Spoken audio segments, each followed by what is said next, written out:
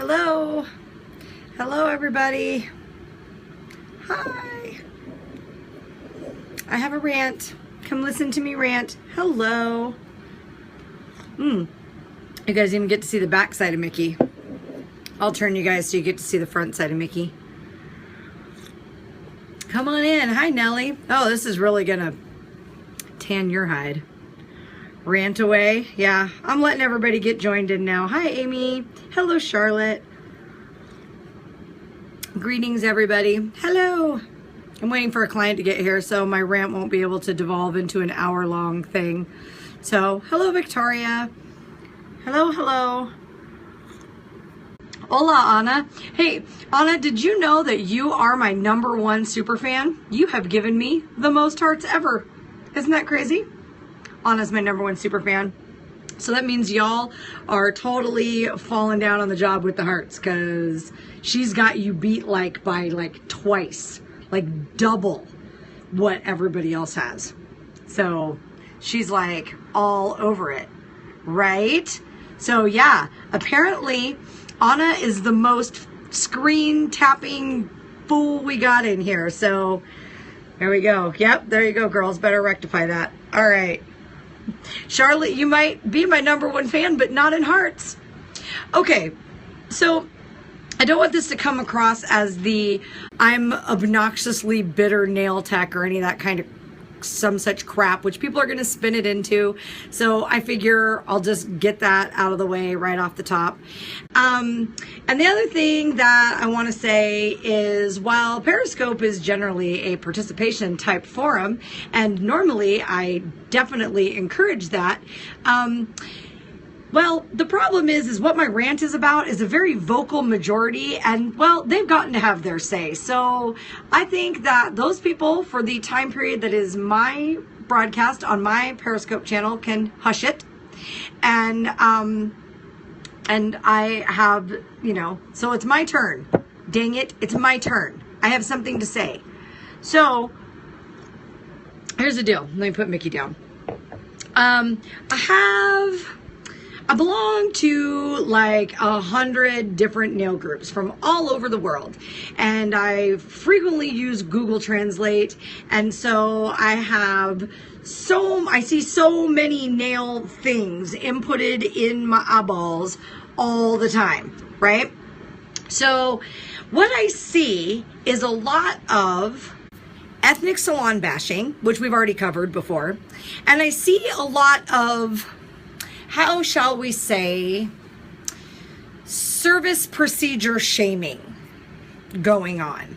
So this, I just happened to just hit my wall today when I saw some fairly high profile people and some not so high profile people in a couple different groups, in a couple different posts. And let me tell you, the reason why we are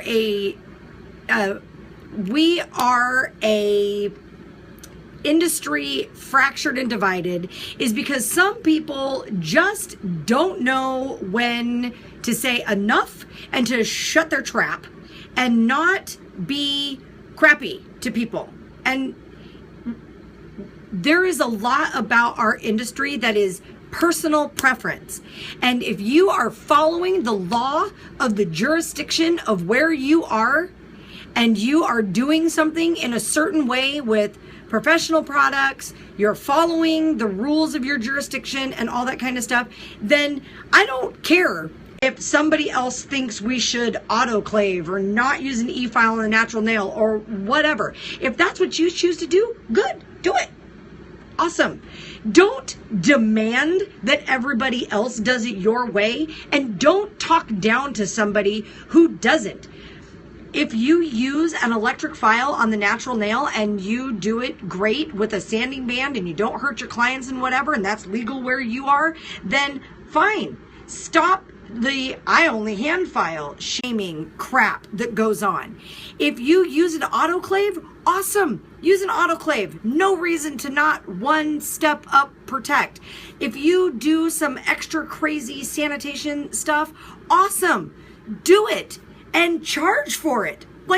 Yes, all of that. But I'm throwing the bullshit flip-flops, because I didn't have a bullshit flag. I'm throwing the bullshit flip-flops in on the whole, everybody has to autoclave, and all of us are worried that we're doing services in these dirty salons and people's hands and feet are going to fall off and whatever. Stop it. Stop. Just stop. Like, oh my gosh. So here's the thing. The industry is what it is. We need to focus on safety, as in not drilling people's fingers off or causing infections that need amputations or staph infections all down their legs. Sanitation, as in if you're going to use a petty throne that's got whirlpool jets, then you better disinfect the crap. Like, we need to stop. Lambie says, can't we just all stay in our lanes? We need to stop with the my way is the only way crap that permeates this industry. You guys, seriously, that's why a well-run, efficient machine of a clean discount salon is going to service hundreds of clients a week when we've got nail techs that are struggling to find 20. That's why, because we need to roll it back a notch, stay in our lane, and not everything, this is where I'm going to piss some people off. Not everything is a send someone to a doctor situation. I'm sorry, it's just not. If you work in a real salon, you see the stats of, like something like 70% of people have some sort of fungal thing going on in their feet, which means whether or not you know it, whether or not they have any outward peeling signs or they're not an extreme case, dude, you're already working on people's feet that have stuff going on. So put disinfection protocols in place so that you don't have to worry about it. Use a disinfectable stainless steel tubs. Use that don't have jets. Do waterless if that freaks you out or whatever. Like, but seriously, guys, stop it with the, oh my God. I saw a post the other day. There was a client who had a tiny bit of swelling of her hyponychium or her eponychium. It looked like she had a hangnail at some point that she probably picked at, and it got a little infected. Not a lot, just a little. It was puffy. And and it wasn't great, but it was, it was there. And I don't know that I would have worked on it. It depends on if it would have felt like I wasn't there's things you can't see from a picture. If it felt warm, I wouldn't have worked on it because that goes to show there's something actively going on there. If I could see any type of pus or anything, I wouldn't have worked on it, but you couldn't see that from the picture. It was just a picture. It was a picture with a slightly red eponychium. Okay. And one of the comments on the thread, this was the straw that broke the camel's back for me. One of the comments on the thread was, oh my God, you shouldn't even be touching that without gloves. Really? Really? It was not that big of a deal. It just wasn't. And so if we're going to do way overkill with that, then if you're freaked out about not touching it, about touching it without gloves on, then say, I would have had gloves to touch that. Don't say, you shouldn't even be touching it without gloves on, because that's crap. If you don't want to touch it without gloves on, then don't. But I can tell you, and there's so much. Like, I want to break down the numbers about how big of a problem this problems in the nail industry isn't. Okay? For one, I Google searched and I went back through Nails Magazine, Nail Pro Magazine, for 25 years, since before I was a nail tech, looking at reporting of cases of lawsuits of amputation, staph, other infections, those kind of things, looking for lawsuits against nail salons. I found six. In our major industry trade magazines, I found 6. Okay? So I dug a little deeper and I found a few more on a couple of lawyers' websites and that kind of stuff. And then I did a search for professional liability insurance rates in the United States. Now, we all know that the professional liability, the insurance lobby in general, health insurance, professional liability insurance, all that kind of stuff. Dude, if they think they can get away with not paying for something, they're not gonna. And if they think they can get away with charging a higher premium for people who have to have it, then they totally will. So let's go ahead and totally acknowledge that the insurance industry is out of control in the United States on so many levels. So what does it say? The underwriters for insurance companies have entire big glass pretty buildings in cities of people who do nothing but risk assessment. That's all they do. They look at stats, they look at research, they look at medical records, they look at all kinds of stuff. They determine the risk of a risk pool, and that's how they charge for insurance. Okay? That's how insurance works. The reason why my weight loss surgery was so much cheaper in Mexico than it was in the United States is because in Mexico, the surgeon's malpractice insurance doesn't cost what it does in the United States. So, like, literally, it was a $10,000 difference. To have my surgery done in the United States was $16,000. To have my surgery done in Mexico, with all of my travel and everything, was $5,000. Okay?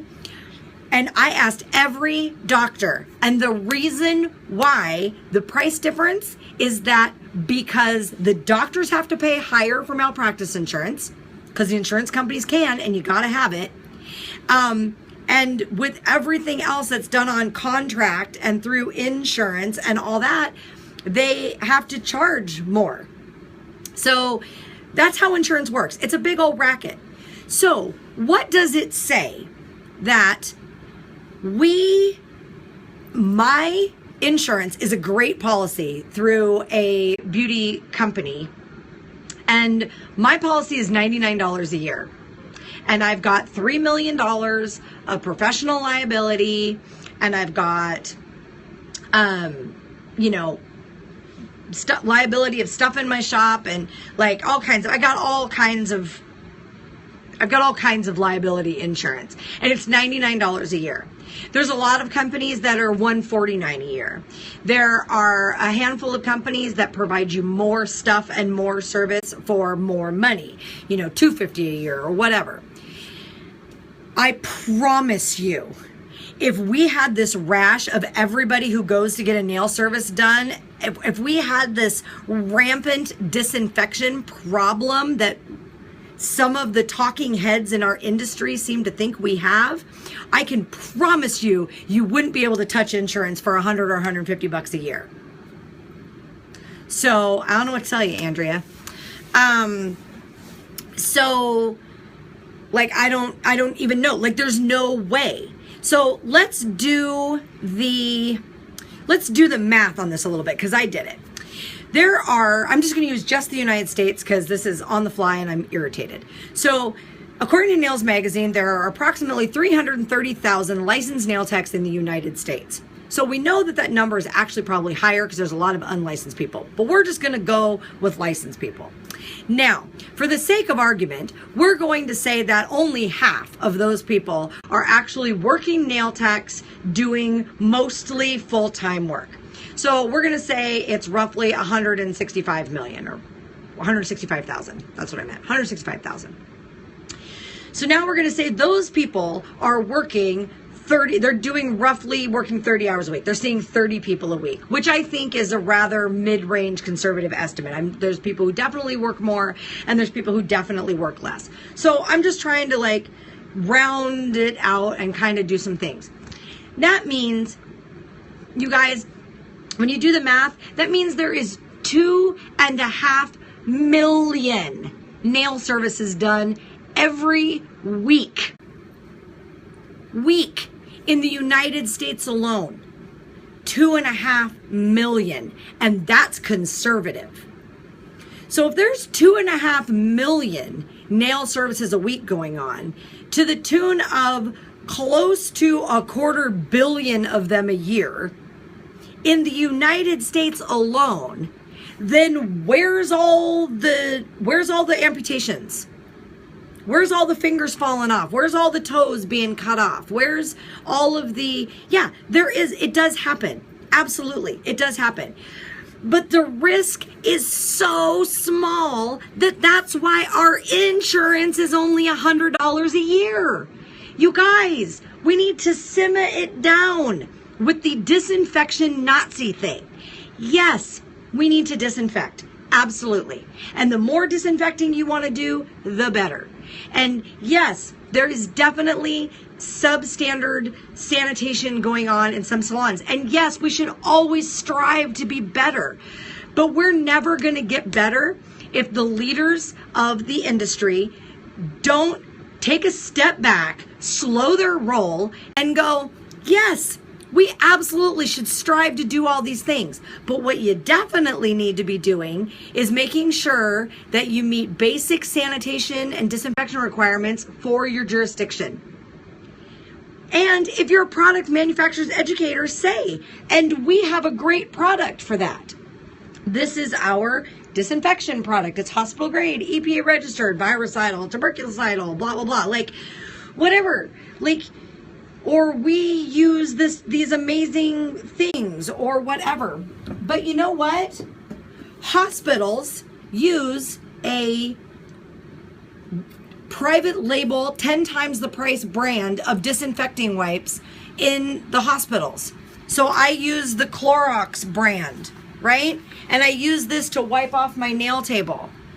In between every client, I use a hospital grade EPA registered disinfectant to fully immerse my tools in between clients, let them dry in there. I scrub them of debris and I rinse them off and I soak them in the disinfectant and I rinse them off and I put them in a closed, not airtight container to dry, or I dry them off with a clean paper towel and I put them away.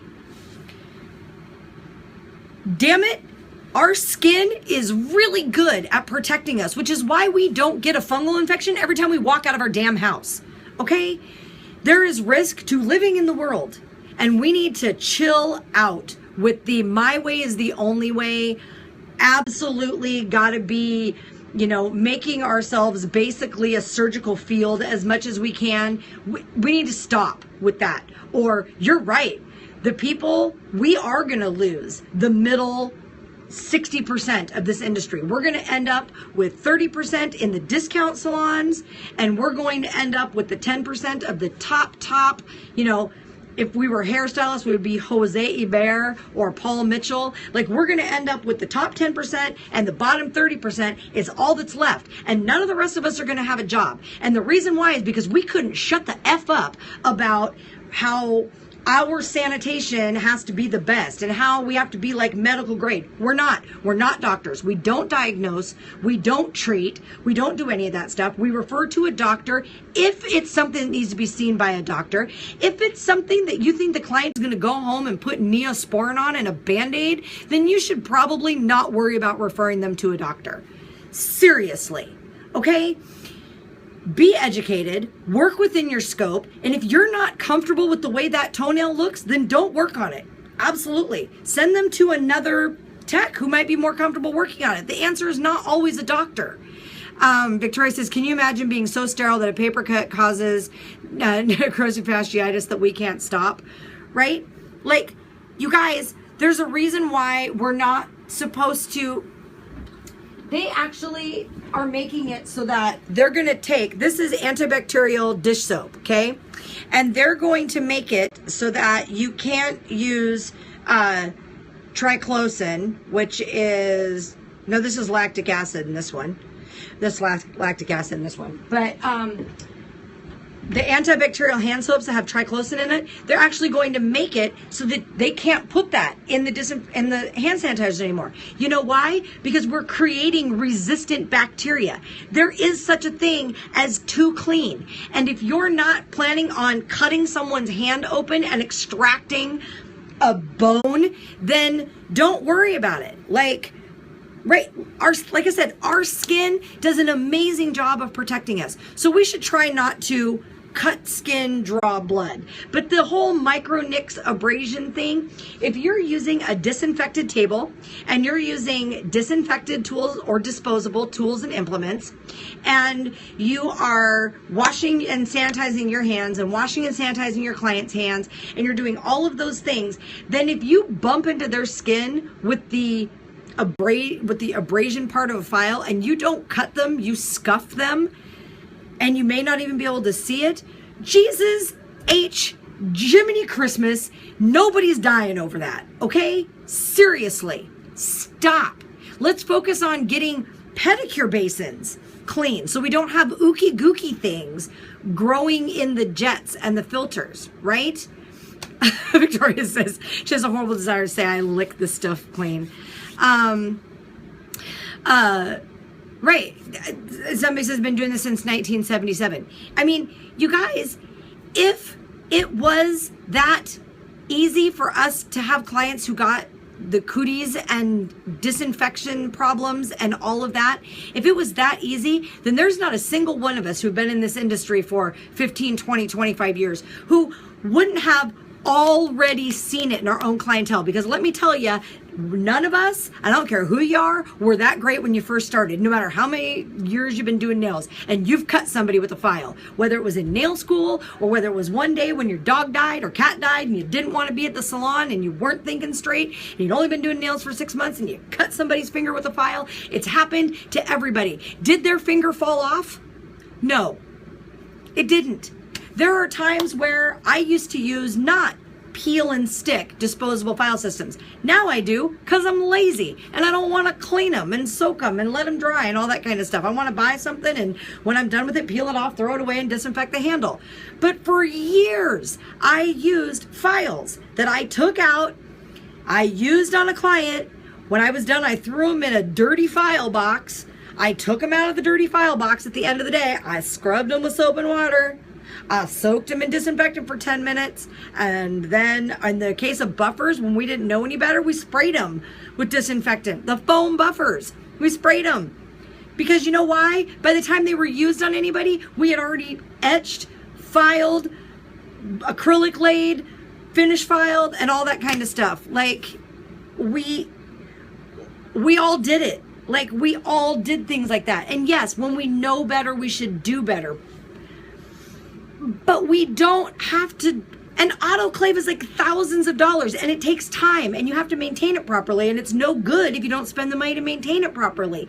We need to stop trying to make our industry make autoclaving and stuff like that a requirement, because it's not going to fix the problem, which is people who don't clean their goddamn foot baths. Okay? People who are using the same file on somebody over and over and over again without doing anything with it until it doesn't work anymore, and then they throw it away. Requiring an autoclave does not help with those people. So we need to be talking to people about know what your laws are in your jurisdiction and know what you need to be doing. Same thing with the damn Russian e-file manicure, whatever. It's splitting hairs on exactly how much is too much on the natural nail, and did you push the skin up, or is it living, or whatever. Oh my God, if you're not hurting anybody and it's legal where you are, then leave it. Leave it. We're a global society. I promise you there are different laws in Russia and in Croatia and in the Ukraine and in the UK and in South Africa and in Mexico and in Canada and in every one of the 50 states that are all different, except for Connecticut. They're all different everywhere. So just follow the rules for where you are.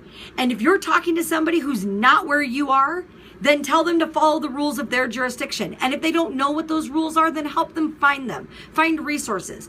Stop it with the my way is the only way, my product is the only one. Doing this, learning to do it this way is the only way. Otherwise, everybody's hands and feet are going to fall off. Stop. I've had enough. And I'm about ready to take my Facebook groups. And I'm going to post this in every Facebook group everywhere, and there's going to be a bunch of admins who don't allow it. There's going to be a bunch of people who delete it. If you agree with the things I've said today, then you share it too, because people pay more attention when somebody else shares something than if I just keep sharing my ugly mug all the time. So seriously, you guys need to back off. Victoria says, I don't think we have any actual legal laws in the UK over nail health. We don't even need insurance. Right, which is why I never understand what you're going to have to explain to me one day what the level 1, level 2, level 3 qualifications and all that kind of crap's for, because I don't get it. There's a lot of stuff I don't understand that goes on outside the US.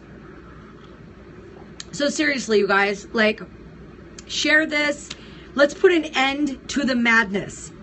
People who work in nail salons, who've worked in nail salons for years and years and years, understand that what is really a big deal and what isn't really a big deal. Rings of fire on the natural nail, big deal. Losing nails because of primer burn and infections, big deal. Staph infections from the knees down, big deal.